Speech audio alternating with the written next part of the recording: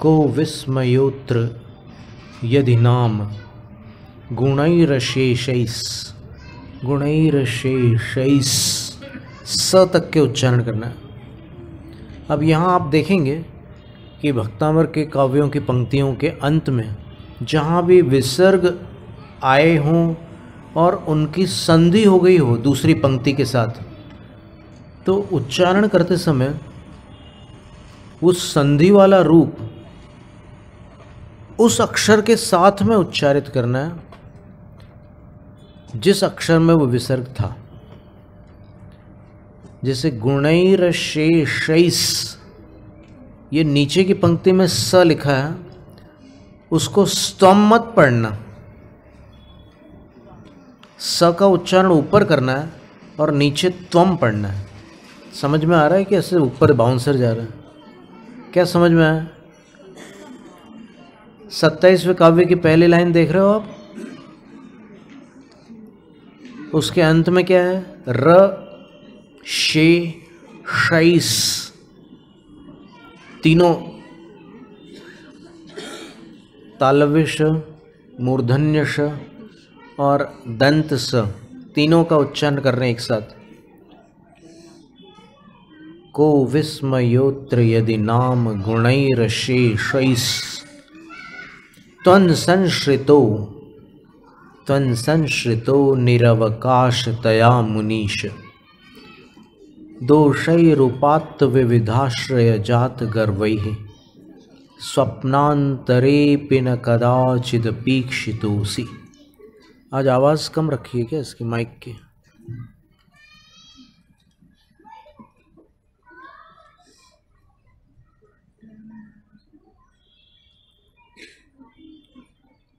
अब इसको लय में पढ़ें। को विस्मयोत्र यदि नाम गुणैरशेषैस्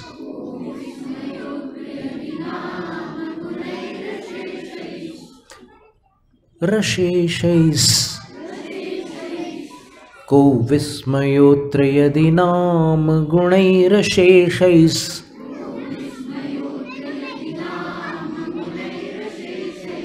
त्वन्संश्रितो निरवकाशतया मुनीश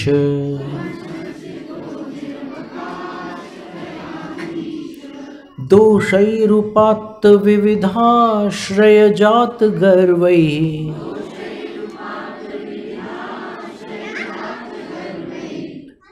गर्वैः नहीं, गर्वैः, विसर्ग की आवाज आनी चाहिए ना अच्छे से। दोषैरुपात्त विविधाश्रय जात गर्वैः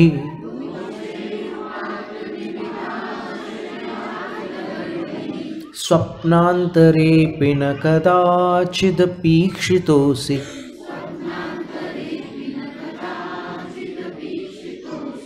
को विस्मयोत्र यदि नाम गुणैरशेषैस्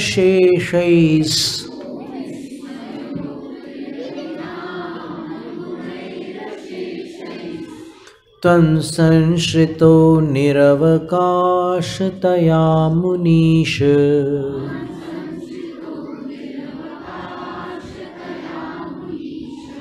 दोषैरुपात्त विविधाश्रय जात गर्वैः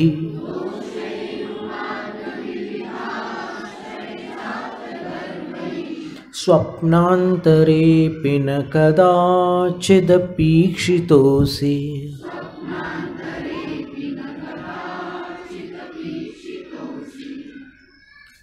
पांचवें काव्य में जो संबोधन था वो यहाँ फिर से आ गया। हे मुनीश, मुनियों के ईश, प्रत्यक्ष ज्ञानियों में प्रधान, हे आदिश्वर प्रभु, यदि नाम शब्द का अर्थ यहाँ पर कहीं वाक्यालंकार के रूप में भी प्रयोग होता है और कहीं पर नाम का अर्थ होता है वास्तव में, केवल नाम मात्र नहीं, सचमुच में। यदि सचमुच अशेषै गुणैः त्वं संश्रितः, अशेष गुणों के द्वारा आप संश्रित हो गए, आश्रय बना लिए गए, अर्थात हे प्रभु, हे मुनीश, यदि सभी गुणों ने आपको अपना आश्रय बना लिया, क्यों? ऐसा कैसे हो सकता है? तो इसका उत्तर है निरवकाशतया। गुणों को कहीं अवकाश नहीं मिल सका। जहाँ जहाँ गुण गए तो उनको किसी ने रहने का स्थान ही नहीं दिया, तो वो गुण हताश हो गए, लाचार हो गए, कहीं जगह नहीं मिल रही है, अब चलो भगवान के पास चलते हैं। और क्या, यहाँ तो कोई इंसान तो स्थान देता नहीं अपने को, चलो भगवान के पास चलें। तो इस प्रकार निरवकाश होने के कारण यदि सारे गुण आपके आश्रित हो गए और उपात्त विविधाश्रय जात गर्वैः दोषैः, उपात्त का अर्थ होता है प्राप्त, प्राप्त किए गए विविध अनेक प्रकार के आश्रयों से जात गर्वैः, जात का अर्थ है उत्पन्न, प्राप्त किए हुए विविध आश्रयों के कारण जिनमें गर्व उत्पन्न हो गया था। देखो, जिनका अपना मकान होता है वो थोड़ा तो उसकी चाल अलग होती है, और जो किराए पे रहता है उसकी चाल अलग होती है। तो ये दोषों की क्या कहानी थी? दोषों की कहानी ऐसी थी कि इनके अपने निजी मकान थे और गुणों को कहीं जगह ही नहीं थी, कोई रहने को जगह देता नहीं था। तो गुण बेचारे निरवकाशतया, ठिकाना न मिलने के कारण त्वं संश्रित, आपके आश्रित हो गए। और दोषों को अपना अपना ठिकाना मिला हुआ था, तो उन घमंडी दोषों ने क्या किया? स्वप्नांतरेपि कदाचिदपि, कभी भी, स्वप्न के अंदर भी, सपने में भी, न ईक्षितोसि, आपकी तरफ नहीं देखा। तो अत्र विस्मय का, इसमें आश्चर्य की क्या बात है? कहने का आशय ये है, अभिप्राय ये है कि आप सर्वगुण संपन्न हैं और आपके अंदर एक भी दोष नहीं है। ये भी व्याजस्तुति अलंकार है। सुनने में ऐसा लगता है कि भगवान के पास वो घमंडी दोष तो आए नहीं, भगवान की तरफ उन्होंने देखा भी नहीं, और जो लाचार थे वो सब भगवान के पास चले आए। तो सुनने में क्या लगता है? स्तुति जैसी नहीं लगती, वो स्तुति से उल्टा लगती है। पर वास्तव में स्तुति ये है इसमें कि सारे गुण आप में हैं और दोष कभी आपको सपने में भी नहीं देख सकते, ये इसका अर्थ है। तो वैसे स्तुति है, लेकिन सुनने में उल्टा लगता है। अब और विचार करके देखें अपन कि ऐसे कौन से गुण हैं जिनको लोगों ने लौटा दिया। जैसे किसी का किसी से विवाद हो जाए, झगड़ा हो जाए, तो रात को दरवाजे पर एक आवाज़ सुनाई देती है, ठक ठक ठक। फिर वो जिसका झगड़ा हुआ है वो पूछता है कि कौन? बाहर से आवाज़ आती है, मैं क्षमा। बोले क्या काम है? बोले आज आपका झगड़ा हो गया ना, मैं आ गई हूँ, आप क्षमा कर दो। बोले बहुत जल्दी आ गई, मेरे पड़ोसी का तो उसके पड़ोसी से 6 महीने से झगड़ा चल रहा है, मेरा तो आज ही हुआ है झगड़ा, तो उसके पास तो पहले होकर के आ जा, फिर बाद में मेरा नंबर लगेगा। तो ऐसा नंबर लगाते लगाते क्षमा परेशान हो जाती है। बोले कि यहाँ तो कोई सब लोग बहाना कर देते हैं, कोई कषाय छोड़ना नहीं चाहता, सब गांठ बांध करके रखते हैं एक दूसरे से। तो चलो अपन यहाँ पर कहीं जगह नहीं मिल रही है तो भगवान के पास चलते हैं। इसी प्रकार अन्य भी अनेक अनेक गुण हैं, वो सारे गुण लोगों से परेशान हो गए क्योंकि कोई उनको स्थान ही नहीं देता, दरवाज़ा ही नहीं खोलता, कोई ना कोई बहाना निकाल लेते हैं। तो फिर वो सब स्थान न मिलने के कारण भगवान की शरण में आ गए। भगवान के पास जा कर के देखो तो ऐसा कौन सा गुण है जो भगवान में ना हो। और फिर दोषों की हालत देखो कि सब अलग। अब जैसे अपन क्रोध को ले लो, क्रोध कोई गुण तो नहीं है, दोष है ना। तो क्रोध के मकान कैसे हैं? कोई 5 फुट का मकान है, कोई 4.5 फुट का मकान है, कोई गोरा मकान है, कोई सांवला मकान है। समझ में आ रहा है कि नहीं आ रहा है? कुछ क्या समझ में आया कि ये जितने आकार प्रकार के इंसान हैं या फिर और भी जीव हैं, वो सब इन दोषों के निजी मकान बन चुके हैं। ये ऐसे रह रहे हैं ये सारे दोष कि जैसे उनको कोई खाली करा ही नहीं सकता वहाँ से, इतने ठाठ से रह रहे हैं। तो जिनका निजी मकान होता है तो फिर वो किसी की तरफ देखता थोड़ी है। तो भगवान की तरफ उन्होंने दोषों ने देखा भी नहीं, आंख उठा करके भी नहीं देखा, सपने में भी नहीं देखा, कभी नहीं देखा। मतलब ये हुआ कि भगवान दोषों से रहित है और सारे गुण भगवान में हैं। इस तरह इस 27वें काव्य में आचार्य मानतुंग स्वामी ने भगवान को सर्वगुण संपन्न और सर्वदोष विनिर्मुक्त बतलाया है। आश्रय पाकर यदि सारे गुण हुए आप में अंतर्लीन, हे मुनीश क्या विस्मय इसमें, क्योंकि रहे वे शरण विहीन, जिन्हें गर्व था निजी घरों का और उन्हीं में था संतोष। सपने में भी देख न पाए कभी आपको कोई दोष। जय जय आदिश्वर स्वामी,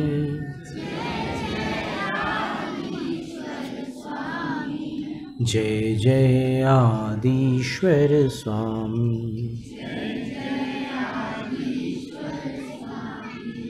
जय जय आदिश्वर स्वामी,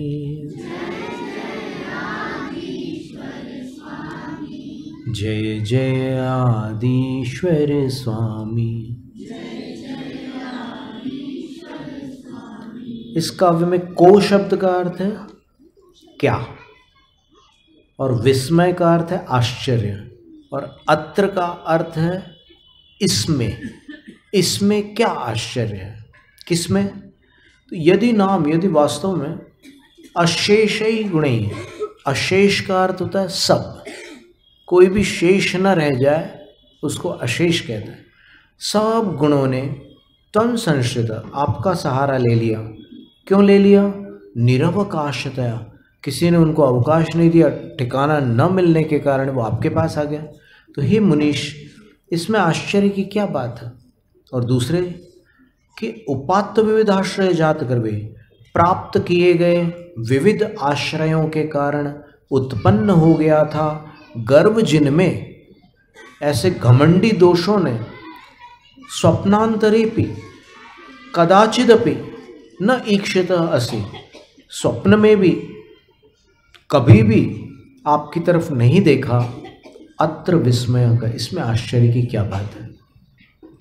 यानी आचार्य महाराज ये कह रहे हैं कि आप सर्वगुण संपन्न और सर्व दोषों से रहित है, ये कोई आश्चर्य की बात नहीं है, क्योंकि आप हैं, आपकी कोई बराबरी नहीं हो सकती।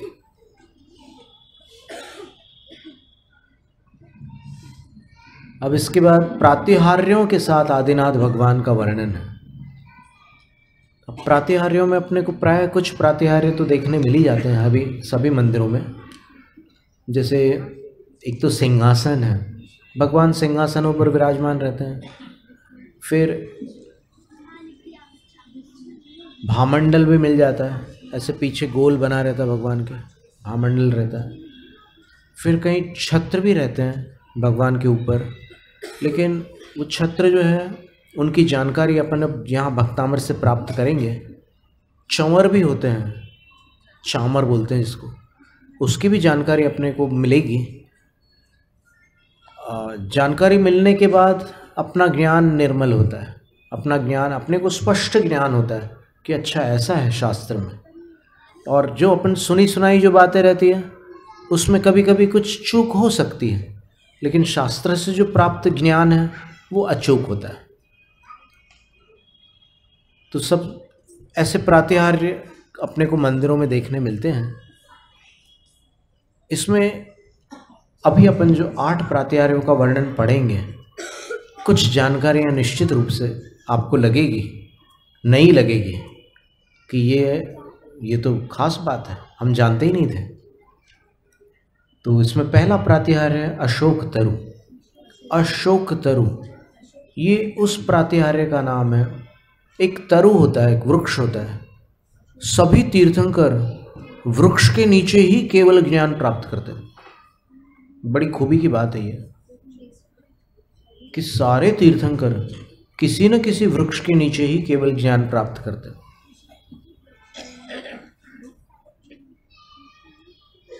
और द्रव्य मंगल की अपेक्षा से वो जो वृक्ष होते हैं उनको शुभ माना जाता है। तीर्थंकर जिन जिन वृक्षों के नीचे केवल ज्ञान प्राप्त करते हैं, जैसे नेमिनाथ भगवान आम्र वृक्ष के नीचे केवल ज्ञान को प्राप्त हुए थे, महावीर भगवान शाल वृक्ष के नीचे केवल ज्ञान को प्राप्त हुए थे, पार्श्वनाथ भगवान देवदारू वृक्ष के नीचे केवल ज्ञान को प्राप्त हुए थे, आदिनाथ भगवान वट वृक्ष के नीचे केवल ज्ञान को प्राप्त हुए थे, बरगद के पेड़ के नीचे, बैनियन ट्री बोलते हैं उसको।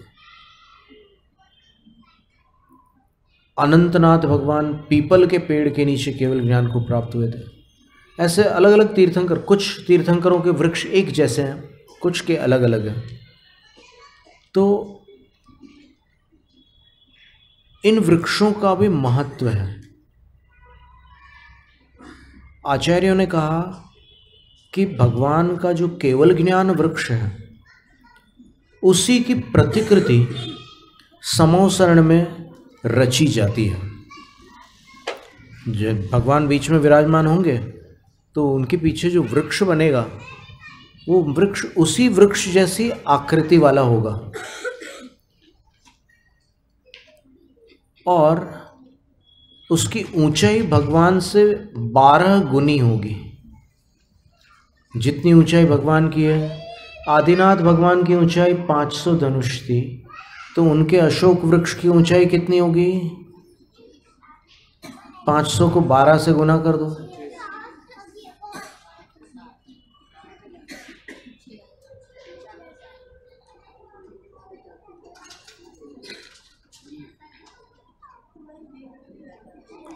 बहुत से लोग हमारा मुंह ताक रहे हैं, कोई घबराने की बात नहीं।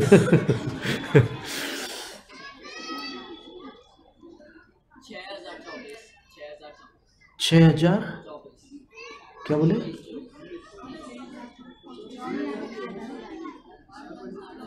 क्या बोल रहे हैं? 6024 काय को होंगे? 6000 ही होंगे, बिल्कुल क्लीन 6000। 500 को 2 से गुना करो 1000 होता है, तो 12 से गुना करने पर 6000 हो जाएंगे सीधे सीधे। तो आदिनाथ भगवान के समोसरण में जो अशोक वृक्ष था वो 6000 धनुष हो जाएगा। और 500 धनुष कितने होते हैं पता है किसी को? लगभग 800 मीटर।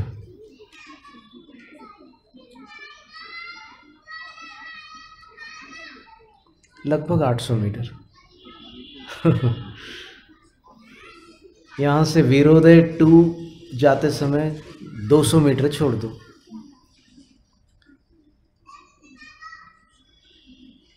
और महावीर भगवान 7 हाथ के थे, 1.25 धनुष के थे, तो फिर उनका अशोक तरु कितना ऊंचा हुआ? 7 × 12। किसी को पहाड़ा याद है कि नहीं है? 84, बिल्कुल ठीक है। 84 हाथ का उनका अशोक तरु था। और अशोक तरु जितना ऊंचा होता है उतना ही ऊंचा मानस स्तंभ होता है। ये और याद रख लो। और प्रश्न मंच वाले तो एकदम रेडी बैठे ही होंगे ये सारे प्रश्न लिखने के लिए। पर प्रश्न मंच में आंसर देने के बाद आपको बाद में याद रहता है कि नहीं रहता कि आंसर दे दिया, इनाम लिया और बस तृप्त हो गए, आहा धन्य हो गया जीवन? ऐसा तो नहीं। ये ज्ञान अपने अंदर धारण करना है, इनाम तक सीमित नहीं रखना।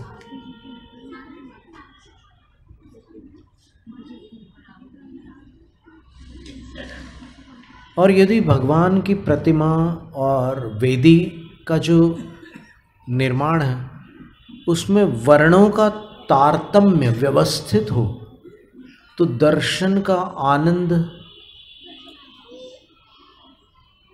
अधिक होता है। जैसे अगर भगवान की प्रतिमा श्याम वर्ण की है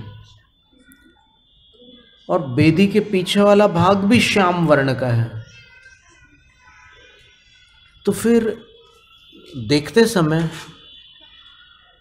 भगवान एकदम अलग से नहीं दिखेंगे। और यदि पीछे वाला भाग श्वेत वर्ण का हो और भगवान श्याम वर्ण के हो तो अलग ही दिखते हैं। इसी प्रकार एक ही कलर के फेडेड कलर्स और डार्क कलर्स, ऐसे कॉम्बिनेशन भी बहुत ज़बरदस्त लगते हैं। आपने देखा होगा कभी पिंक बैकग्राउंड हो और उस पर लाल अक्षरों से कुछ लिखा जाए तो फिर उसकी शोभा बढ़ जाती है।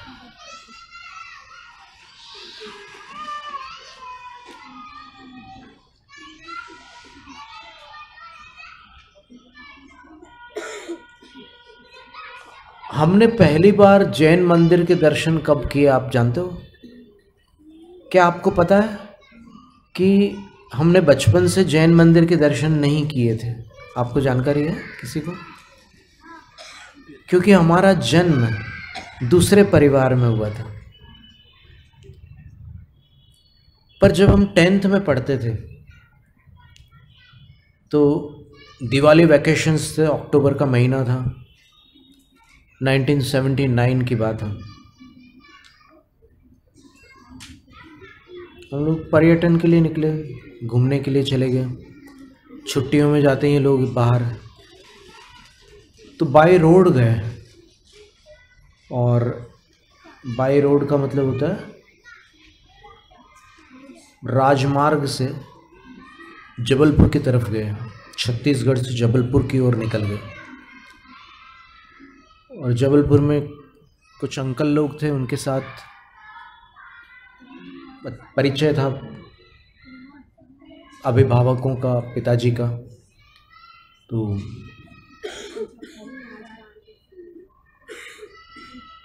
उनके साथ जबलपुर के जितने पर्यटन स्थल हैं वहाँ घूमने गए। मदन महल, फिर बैलेंस रॉक, एक ऐसा पत्थर, बहुत बड़ा पत्थर है लेकिन छोटी सी जगह पर वो टिका हुआ है और कई घोड़ों को बांधकर भी उसको खींचा गया लेकिन वो पत्थर वहाँ से हिला नहीं है।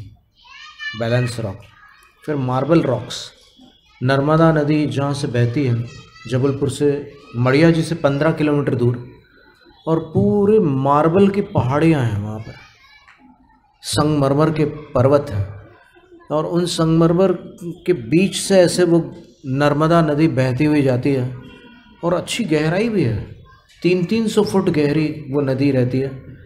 और बस वो लोग, एक उनकी शर्त रहती है कि अगर नौका विहार करना है तो मामा और भांजा एक साथ नहीं बैठोगे, ये नियम है। क्योंकि मामा भांजा अगर एक साथ बैठते हैं नाव में तो फिर दुर्घटना होती है, कोई एक्सीडेंट हो जाता है, कुछ प्रॉब्लम आ जाती है। तो फिर वहाँ पर वो लोग कभी भी पहले से पूछ लेते हैं कि आप लोग मामा भांजा तो नहीं हो, अगर हो तो ईमानदारी से बता दो वरना मत चलो, हम नहीं ले जाएंगे आपको। कई ऐसे किस्से हो चुके पहले। फिर एक धुआंधार है वहाँ पर, बहुत ऊंचाई से पानी ऐसे नीचे गिरता है और जब नीचे गिरता है तो चट्टानों से टकराते हुए वो इतने बारीक उसके कण गिरते हैं कि ऐसे धुआं जैसा लगता हुआ, पानी जैसा नहीं लगता, होता पानी है लेकिन वो ऐसे बिखरता है कि जैसे धुआं हो। ऐसी स्थिति में फिर एक दर्पण घर भी है वहाँ पर। तो दर्पण घर में ऐसे ऐसे दर्पण है कि आप जाओ तो एक दर्पण में आप एकदम गोल मटोल बिल्कुल फुटबॉल जैसे दिखोगे, और दूसरे में आप एकदम दुबले पतले मिर्ची जैसे दिखोगे, और फिर किसी और में आपका चेहरा ऐसे आड़ा टेढ़ा दिखे। अलग अलग तरह के दर्पण थे। तो फिर ये सब घूम फिर करके जब हम लोग लौट रहे थे, शाम का समय था, सूरज डूब चुका था और आकाश एकदम काला नहीं हुआ था। डूबने के बाद थोड़ी देर लगती है, फिर एकदम अंधेरा होता है। तो लौटते समय पहली बार जितना हमें स्मरण है,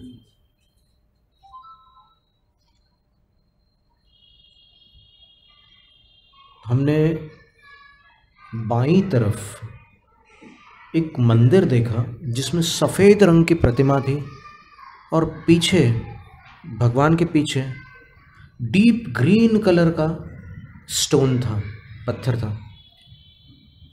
तो वो एकदम गहरा हरा रंग और सामने सफ़ेद रंग के भगवान, वो अलग ही उसमें एक प्रभाव था। और सफ़ेद, इतने सफ़ेद थे वो भगवान, पूरे एमपी में बताते हैं कि ऐसे दूध जैसे रंग वाले भगवान मिलना मुश्किल है कहीं। बिल्कुल दूध जैसा सफ़ेद रंग था उनका। तो फिर इतने सुंदर भगवान, उनको देख करके ऐसा लगा जैसे कि कोई मैग्नेट लोहे को खींच रहा हो। तो हमने बाकी लोगों से कहा कि हम अंदर हो आए। तो वो बोले कि अपना मंदिर नहीं है। तो हमने बोला कि भगवान तो सबके होते हैं, मंदिर किसी का भी हो, क्या करना है। फिर हम और छोटे भाई थे, दोनों साथ में अंदर चले गए, बाकी बाहर खड़े रहे। और पैर वगैरह धो करके विनय के साथ, जो अन्य संप्रदायों में जो शिक्षा रहती है उसके अनुसार विनम्र होकर ही अंदर गए। और अंदर जा कर के जब गर्भगृह के सामने खड़े हुए तो फिर भगवान की बड़ी प्रतिमा है और थोड़े से इनके गालों में कुछ अलग आकृति है। और हमें पता नहीं था कि ये कौन से तीर्थंकर, वहाँ चिन्ह तो बना था सामने लेकिन उस पर ध्यान नहीं था, सिर्फ भगवान को देख रहे थे हम। और फिर आजू बाजू ऐसे दो दर्पण लगे थे। और ये साइंस में अपन पढ़ते हैं कि जब दो प्लेन मिरर्स को पैरेलल रखते हैं तो बीच में रखी हुई वस्तु की इमेजेस इन्फिनिटी हो जाती है। तो वो प्रतिबिंब भी देखे हम लोगों ने, दर्पण में जो प्रतिबिंब पड़ रहे थे उनको देखा। तो एक लाइन से बिल्कुल भगवान विराजमान ऐसे दिख रहे थे। इधर देखा तो इधर भी एक लाइन से, कोई अंत ही नहीं है उसका, 1 2 3 4 5 6 से दिखते ही चले जा रहे हैं। फिर काफ़ी देर तक देखते रहे भगवान को। बहुत अजीब सा लग रहा था उस समय, पहली बार भगवान को देखकर हमें लगा कि इन भगवान के पास कपड़े भी नहीं हैं, ये भगवान कोई हथियार भी नहीं रखे, और ये भगवान, इनको देखकर कुछ बहुत अच्छा सा लग रहा है एकदम, उसका वर्णन ही नहीं हो सकता, इतना अच्छा लग रहा है, ऐसा लगा। वो बाहर जो लोग प्रतीक्षा कर रहे हैं वो प्रतीक्षा कर ही रहे थे, पर हमें अंदर अच्छा लग रहा था। तो हम लोग बहुत देर तक देखते रहे, कितने देर तक देखा पता नहीं।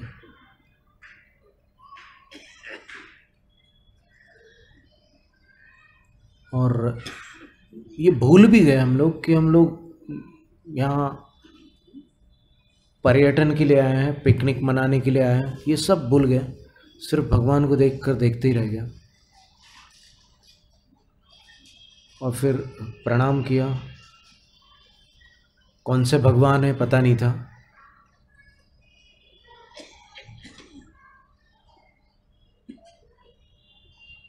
और ऐसा लग रहा था कि इससे अच्छा दुनिया में और कुछ भी नहीं हो सकता।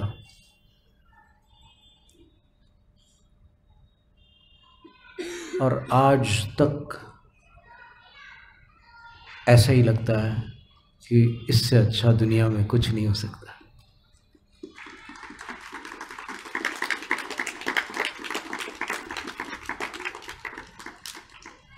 और उनके मुख में एक प्रसन्नता भी थी, ऐसा सीरियस चेहरा नहीं था उनका। और वो मुद्रा ध्यान मुद्रा थी, सबसे अद्भुत मुद्रा। आप कहीं भी किसी भी मंदिर में चले जाओ, ये मुद्रा जो जिनेंद्र भगवान की छवि है, ऐसी छवि आपको कहीं नहीं मिलेगी। ये ध्यान में लीन मुद्रा है, बहुत ही अद्भुत बात है। फिर वहाँ से आ गए, लौट करके आ गया, पर वो चीज़ अंदर हमेशा के लिए हृदय में समा गए। फिर वर्षों बाद कुछ समय निकल गया, 79 के बाद 80, 81, 82 में कोई दूसरी घटना हो गई। तो उस घटना के बाद मन थोड़ा अशांत था, किसी की मृत्यु हो गई थी। तो फिर हम अलग अलग पुस्तकें पढ़ रहे थे, घर में पुस्तकों का अच्छा संग्रह था। तो पुस्तकों को पढ़ते पढ़ते हमें लगा कि कुछ भी पढ़ो, कुछ भी मन शांत नहीं हो रहा है। फिर एक पुस्तक मिली, प्रवचनों की पुस्तक थी वो, जिनेंद्र वर्णी जी के प्रवचन थे उसमें। पुस्तक का नाम था शांतिपथ दर्शन। तो उसको हमने देखा, हमें और भी पुस्तकें याद आ रही है कि वहाँ पर और भी कौन से बुक्स थी। एक डॉक्टर सर्वपल्ली राधाकृष्णन जी की लिखी हुई एक बुक थी, और भी योग की कुछ बुक्स थी, महात्मा गांधी की कुछ बुक्स थी, ऐसी बहुत सारी बुक्स थी। तो ये पुस्तक जब हमने देखी तो हमने सीधा मोक्ष तत्व वाला पेज खोला, और मोक्ष तत्व 2.5-3 पेज में होगा वो। उसको पढ़ने के बाद हमें लगा कि अरे ये बात तो बहुत मन को सुकून दे रही है। फिर शुरू से अंत तक के पढ़ा, और उसको पढ़ने के बाद जैन धर्म का हमें परिचय प्राप्त हुआ। तब लगा कि वो वहाँ पर जो बेड़ा घाट में हमें दर्शन हुए थे, उनका ये वर्णन है, वो ये जिनेंद्र भगवान है। ओह, तीर्थंकर शब्द का जो वर्णन उसमें जिनेंद्र वर्णी जी ने किया था, आज भी जब हमारे मुख से तीर्थंकर शब्द हम जब बोलते हैं ना, तो ऐसे अंदर से एक लहर आती है। कोई इतना आदर, इतना बहुमान, इतना सम्मान जागृत हो जाता है। ऐसा लगता है कि तीर्थंकर, कोई तुलना नहीं है, तीनों लोक के नाथ है, अतुल्य है। असंख्यात जीवों में एक जीव तीर्थंकर होते हैं।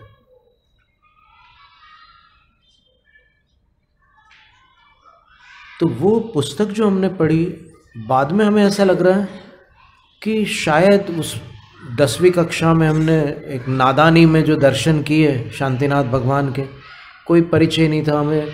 वो चिन्ह भी बाद में दोबारा जब दर्शन करने गए तब देखा कि वो हिरण का चिन्ह है, और फिर पता चल, ये भी ख्याल आ गया कि हिरण का चिन्ह तो 16वें तीर्थंकर भगवान का है। और ये सब बातें बाद में सीखने में आई, लेकिन वो पहले जो दर्शन हुए थे वो तो एकदम, आप ये समझ लो कि बिल्कुल टोटल अंगूठा छाप। जैन धर्म के मामले में एक अंगूठा छाप व्यक्ति ने प्रथम दर्शन किए थे, और अब उसका स्मरण करते हैं। और फिर इतना सब, शांतिनाथ भगवान की कथा इतनी प्रिय है, 12 जन्मों का वर्णन है। ऐसा अन्य किन्हीं तीर्थंकरों की कथा में इतना विस्तार से वर्णन नहीं है। उसमें 16 कारण भावनाओं का वर्णन है। उस कथा में दान का वर्णन है, उस कथा में क्या चीज दान नहीं कर सकते उसका भी वर्णन है। अभी जब लंदन से डॉक्टर डायना रत्नागर ने हमसे पूछा कि आप इतने सारे प्रमाण देते रहते हो शास्त्रों के, तो आप हमें ये प्रमाण दीजिए कि आपके जैनिज्म में ये ब्लड डोनेशन, ऑर्गन डोनेशन वगैरह के बारे में क्या लिखा है। तो फिर हमने उनको शांतिनाथ भगवान की कथा में से बहुत सारे श्लोक लिख करके इंग्लिश में ट्रांसलेट करके दिए, क्योंकि उनको इंग्लिश में आवश्यकता थी उसकी। संस्कृत भी दी हमने, साथ में इंग्लिश ट्रांसलेशन करके भी उनको दिए। तो बड़े ही अद्भुत शांतिनाथ जिनेंद्र, क्या पता किस पिछले भाव के पुण्य से वो मिल गए हमें। और शांतिपथ प्रदर्शन पढ़ते पढ़ते हमें कई बार ऐसा लगता था कि यहाँ जो चीज़ लिखी है ये कहीं दूर अतीत में है, इसका शायद हमसे कोई संबंध है। हमें ऐसा लगता है कि ये चीज़ें हमें पहली बार नहीं मिल रही है, कभी पहले भी हमारा परिचय रहा है जैन धर्म से, ऐसा लगता है, कई बार लगता है। फिर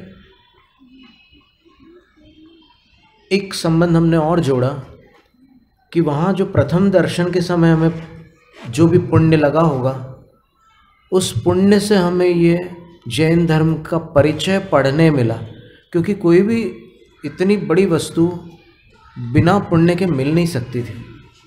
और उसको पढ़ने के बाद फिर हमें प्रथम जैन मुनि के दर्शन, एक धर्मसागर आचार्य महाराज श्री के प्रथम शिष्य थे, उनके रूप में हमें प्रथम जैन मुनि के दर्शन प्राप्त हुए थे। और वो आसन में बड़े दृढ़ थे, 3-3 घंटे तक वो हिलते नहीं थे, ऐसे बैठते थे तो शरीर को हिलाए बिना वो बैठे रहते थे। और हम बस बाजू में बैठे बैठे देखते थे उनको। वो कभी कुछ पढ़ करके सुनाते थे, जनता बैठ करके सुनती थी। तो ऐसा करते करते प्रथम तो उनसे संबंध हुआ, फिर बाद में और एक मुनि महाराज मिले, उनसे भी हमारा संपर्क हुआ। उन्होंने बहुत प्रोत्साहन दिया हमें, और वो युवा भी थे। और फिर उन्होंने एक दिन हमसे ये कहा, पुष्पदंत महाराज जी उनका नाम था, अभी आचार्य हैं। उन्होंने ये कहा कि पहले तो उन्होंने हमें ध्यान में बैठने को कहा और बहुत सारी चीज़ें वो देखते रहे हमारी। और उसके बाद बोलते हैं, अब चूँकि हम मेडिकल में पढ़ते थे तो फिर उन्होंने हमें कहा, डॉक्टर हम जितना तुम्हें देंगे उससे लाख गुना आचार्य विद्यासागर महाराज देंगे। ऐसा उन्होंने कहा। तो फिर हमारा थोड़ा ध्यान आचार्य विद्यासागर महाराज की तरफ गया। फिर कई महीनों बाद आचार्य विद्यासागर महाराज जी के हमें जनवरी में दर्शन प्राप्त हुए थे, 1984 में 5 जनवरी को। और उसके बाद नवंबर 84 में 15 नवंबर को संघ प्रवेश हुआ था। और 1 साल के अंदर फिर हमारी दीक्षा हो गई थी। और उसके बाद फिर कई विद्वानों का भी समागम मिला। और जैन धर्म के बारे में जितना अभी भी हम लालायित रहते हैं, कोई भी नई जानकारी मिले हमें शास्त्रों की, तुरंत हमारी प्यास आज तक के शांत नहीं हुई। अभी तक हम बिल्कुल लेते ही रहते हैं। दिन रात हमारा इसी में मन लगा रहता है, जिनवाणी में। और हमें ऐसा लगता है कि हमें एक ऐसी माँ मिल गई है कि बस एकदम संतुष्टि हो गई है, ऐसी माँ मिली हमें जिनवाणी में। तो बस इतना ही पर्याप्त है, आज बहुत ज़्यादा बोल दिया। हम बहुत आग्रह किया लोगों ने, तो फिर हमें बोलना पड़ा इतना, नहीं तो हम तो बिल्कुल ये सब चीज़ें छुपा के रखना चाहते थे, पर क्या पता बहुत ज़्यादा आग्रह हुआ तो फिर हमें बोलना पड़ा। जैनम जयतु शास्त्र।